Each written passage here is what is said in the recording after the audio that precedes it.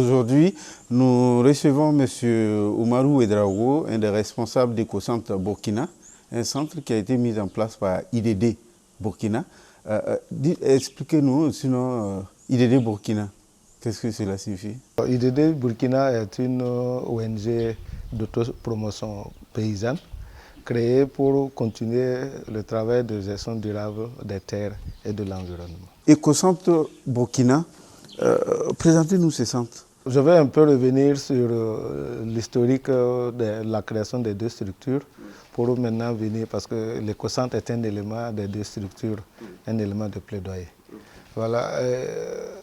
D'abord, c'est une structure d'un projet germano-burkinabé qui a travaillé pendant 18 ans aux côtés des producteurs dans la gestion durable des terres et la gestion des ressources naturelles.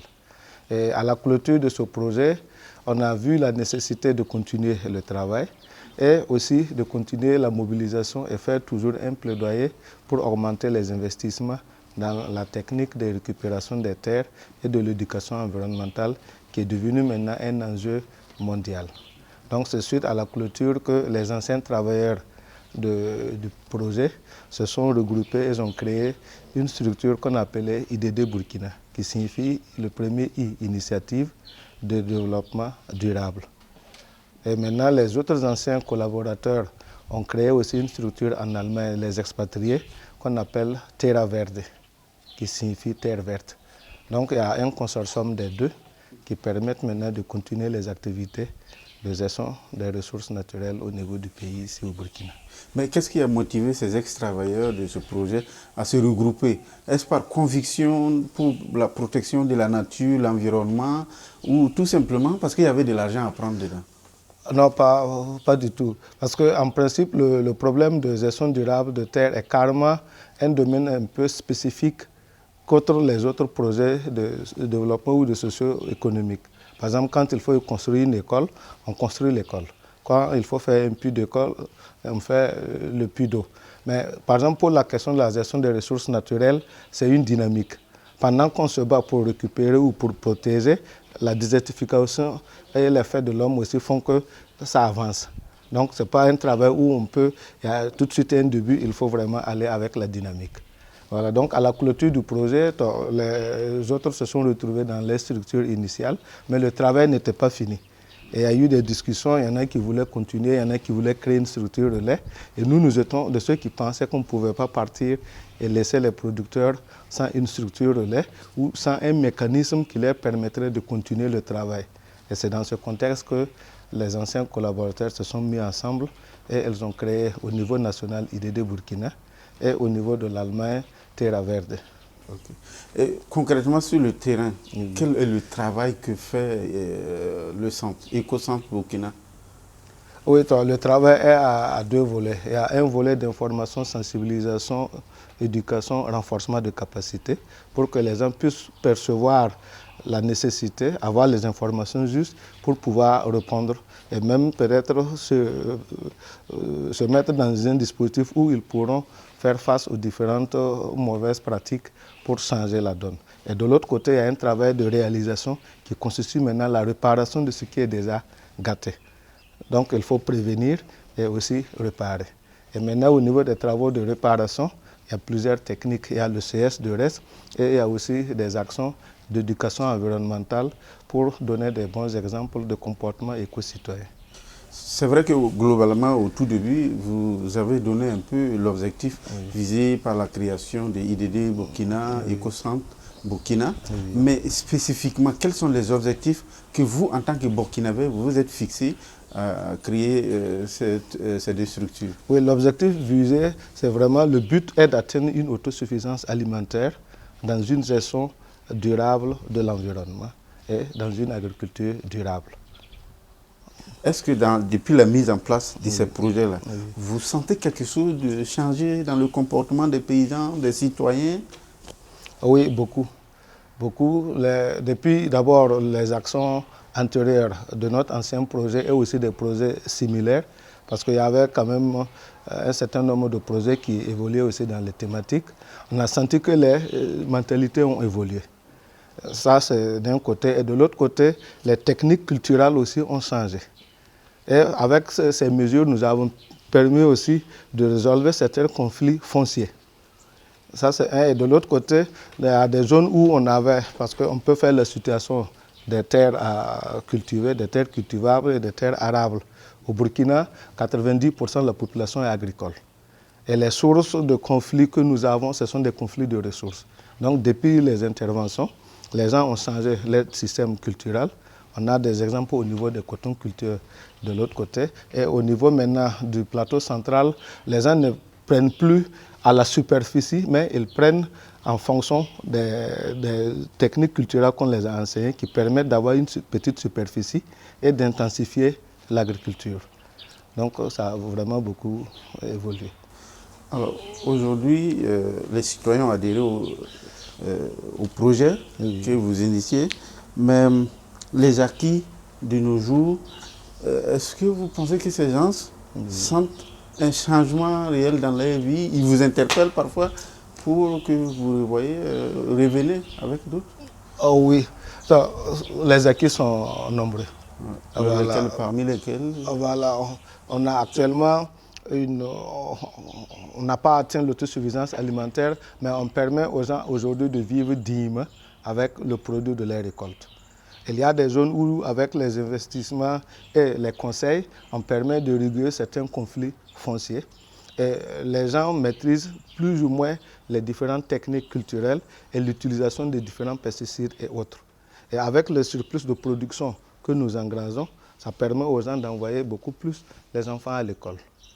Et il y a vraiment un certain nombre de choses qui permettent aujourd'hui aux producteurs de revenir. Mais les différentes interpellations aujourd'hui que nous recevons, ils demandent qu'on vienne dans d'autres localités ou de continuer certaines actions. Mais le gros du problème pour certains, c'est vraiment le manque de ressources qui puissent couvrir leurs besoins. Voilà. Mais jusque-là, on n'a pas vraiment, on est sollicité par la Côte d'Ivoire. On a même des partenaires qui sont là, qui sont venus pour apprendre. Il y a le Bénin, il y a aussi le Mali, qui viennent pour vraiment toujours s'imprégner des différentes techniques qu'on a développées. Mais nous comptons plus sur la durabilité.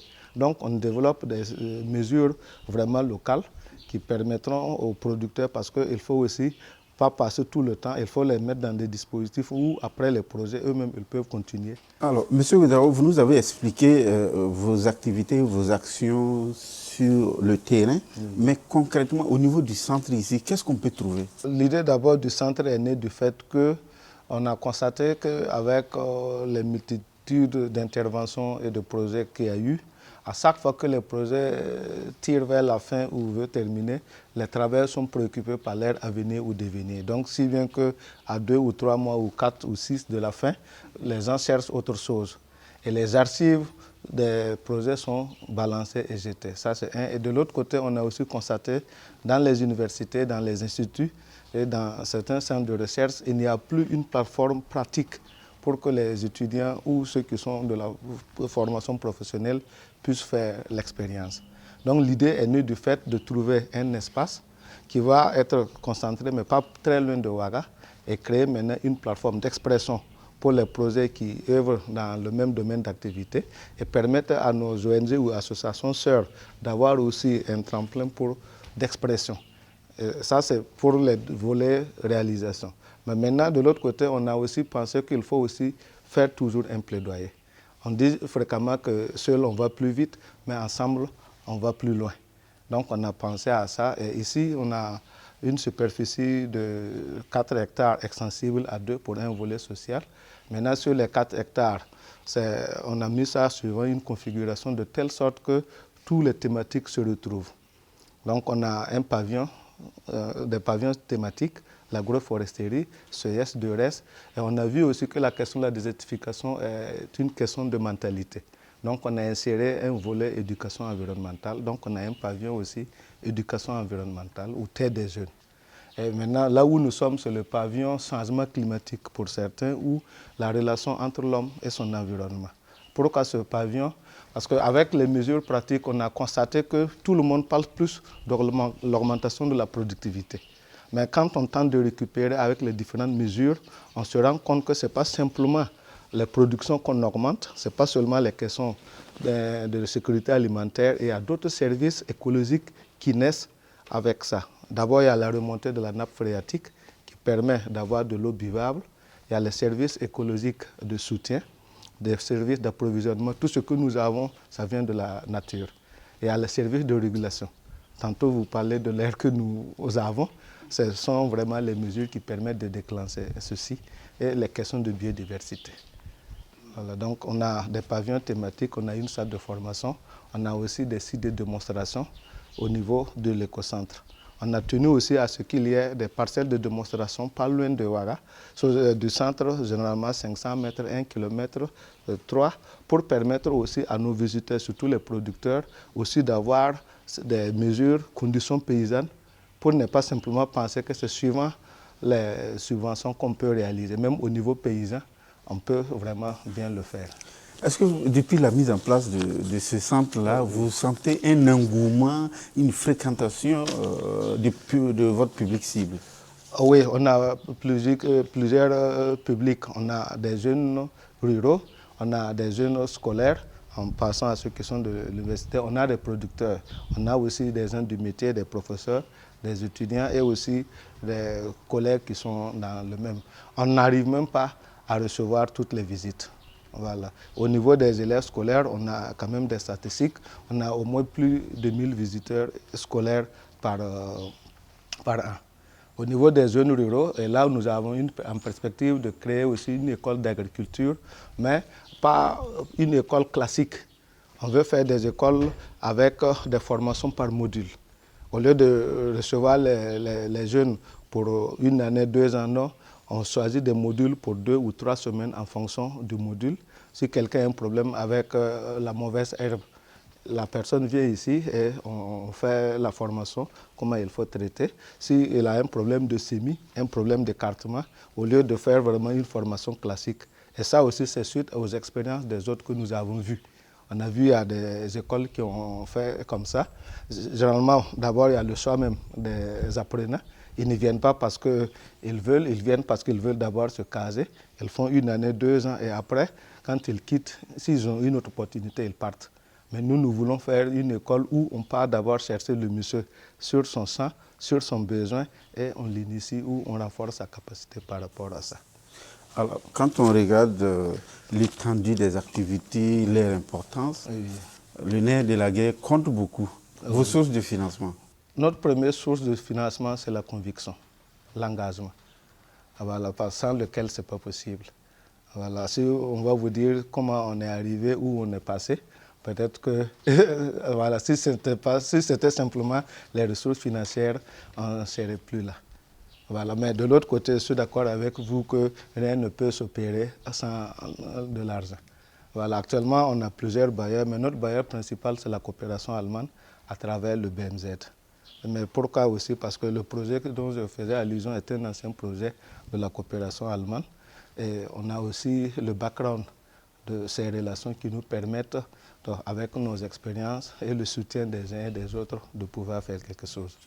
Donc il y a le BMZ, il y a le Terra Verde, la structure allemande dont je parlais, qui est aussi chargée maintenant de mobiliser les fonds qui se trouvent en Allemagne, et nous travaillons en consortium sur le terrain.